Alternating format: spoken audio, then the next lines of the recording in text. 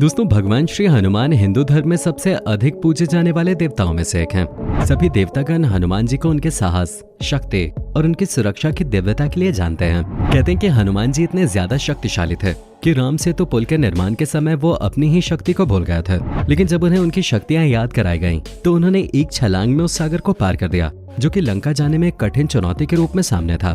दोस्तों, हनुमान जी में ऐसे कई रहस्यमयी गुण और शक्तियां थीं कि अगर वो चाहते तो सीता माता को चुटकियों में रावण की लंका से वापस प्रभु श्री राम के पास ले आते। आज के इस वीडियो में हम आपको हनुमान जी की कुछ ऐसी ही रहस्यमयी शक्तियों के बारे में बताने वाले हैं, जिन्हें सुनकर आप दांतों तले उंगलियां दबा लेंगे। नंबर 1, बचपन में ही कर दिए थे दिल को दहला देने वाले कारनामे। दोस्तों, बचपन से ही हनुमान जी ने अपनी शक्तियों के पैंतरे दिखाने शुरू कर दिए थे। जब हनुमान जी छोटे थे तो एक बार उन्होंने सूरज को आम समझकर खाने की कोशिश की थी और आसमान की तरफ उड़ने लगे, और कुछ ही पलों में हनुमान जी ने सूरज को अपने मुंह में भर लिया। सूरज में इतनी आग होने के बावजूद भी हनुमान जी ने उसे अपने मुंह में भर लिया। सूरज को मुंह में भरने के बाद पूरे जहान में अंधेरा हो गया था। हर कोई भगवान से गुहार कर रहा था कि आप कुछ करें। इतनी परेशानी देखकर देवताओं के राजा इंद्रदेव ने अपने वज्र से हनुमान जी पर प्रहार किया।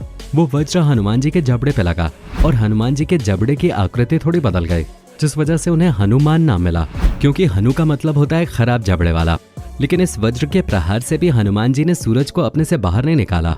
तब सारे देवताओं ने मिलकर हनुमान जी से प्रार्थना की कि प्रभु, हम आपको पहचान नहीं पाए हैं। इस सूर्य के बिना लोगों को बहुत परेशानी होगी, कृपया आप इन्हें आजाद कर दें। घंटों की मशक्कत के बाद हनुमान जी ने सूरज देवता को अपने मुंह से निकाल दिया। दोस्तों, जो सूरज को अपने मुंह में कैद कर ले, उसकी शक्ति का अंदाजा लगाना नामुमकिन है।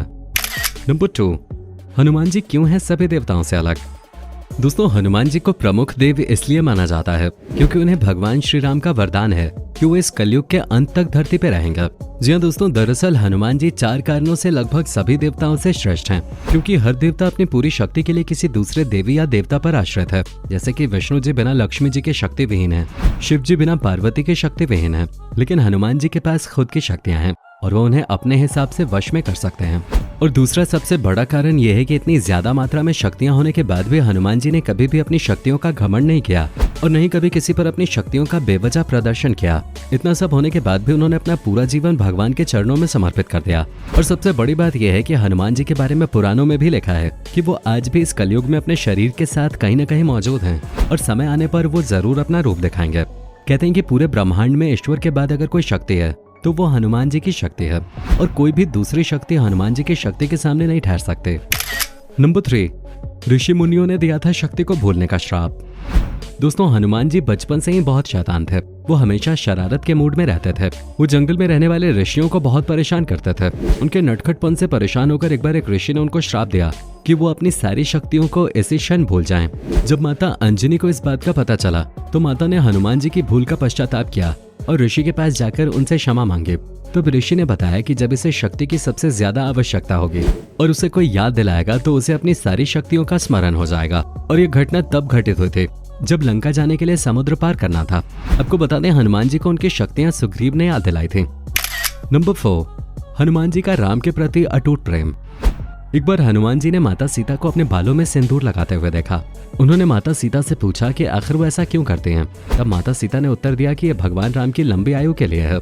हनुमान ने सोचा कि अगर बालों में सिर्फ एक चुटकी सिंदूर भगवान राम के जीवन की लंबी उम्र बढ़ा सकता है तो क्यों न इसे पूरे शरीर पे लगाया जाए। इसके बाद हनुमान जी ने अपने प्रभु राम की लंबी उम्र के लिए अपने पूरे बदन पे सिंदूर लगा लिया। तभी से उन्हें बजरंगबली के नाम से जाना जाता है। नंबर 4, राम जी से उम्र में बड़े थे बजरंगबली।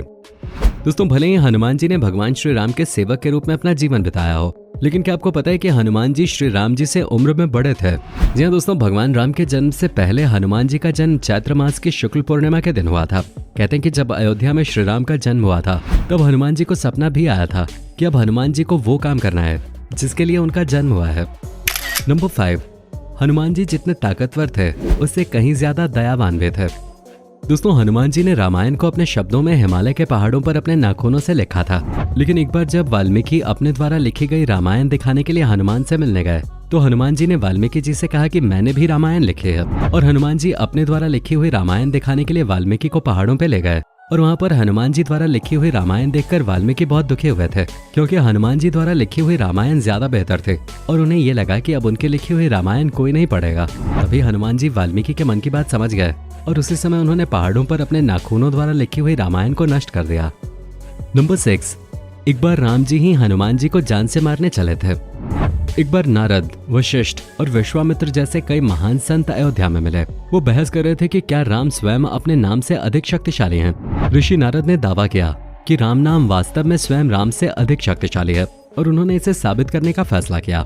नारद की सलाह पर हनुमान ने विश्वामित्र को छोड़कर सभी ऋषियों का सम्मान किया, क्योंकि वो एक राजा थे। क्रोधित विश्वामित्र भगवान राम के पास गए और मांग की कि हनुमान को उनके अक्षम्य व्यवहार के लिए मृत्युदंड दिया जाए। अब क्योंकि विश्वामित्र भगवान राम के गुरु थे, तो वो उनके आदेशों को अस्वीकार नहीं कर सकते थे। हनुमान जी असमंजस में थे कि राम उनकी जान क्यों लेना चाहेंगे, लेकिन तब नारद ने उन्हें चिंता न करने और राम नाम का जाप करते रहने के लिए कहा। राम आए और एक के बाद एक अपने बाण चलाए, लेकिन हनुमान को एक खरोच तक नहीं आई। सारा तमाशा देख रहे नारद मुनि ने स्वीकार किया कि उन्होंने हनुमान को भड़काया था। जब राम को नारद की बात का पता चला तो वो रुक गए। इस प्रकार ये साबित हो गया कि राम नाम स्वयं भगवान राम से भी बड़ा था।